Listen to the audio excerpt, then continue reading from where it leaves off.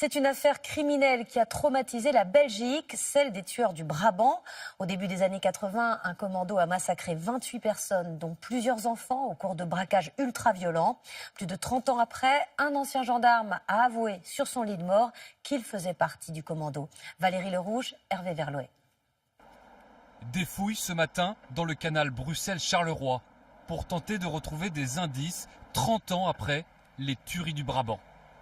La plus grande énigme criminelle de Belgique jamais élucidée. 28 morts entre 1982 et 1985 dans une série de braquages de supermarchés et de vols de voitures dans la province du Brabant. Rarement de gros butins, mais un déferlement de violence qui a traumatisé le pays. Aujourd'hui, l'affaire rebondit grâce au témoignage du frère d'un des braqueurs présumés. Mon frère est le suspect qu'on surnommait le géant. C'est la vérité. Il me l'a dit. Il me l'a dit sur son lit de mort.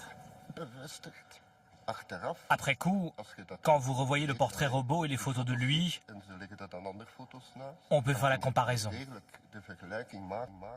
Celui qui s'est confié avant de mourir, Christian, était gendarme à l'époque. Ce qui relance la piste souvent évoquée d'un groupe d'officiers d'une section d'élite sympathisants de l'extrême droite qui auraient cherché à déstabiliser le pays.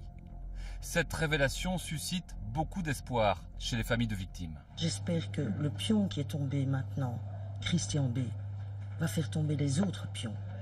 Parce que je suis sûre qu'il y a encore des gens qui sont en vie. Et ceux-là, ils vont payer. Ces gens-là m'ont empoisonné l'existence pendant 33 ans. Je pense qu'on va inverser la vapeur.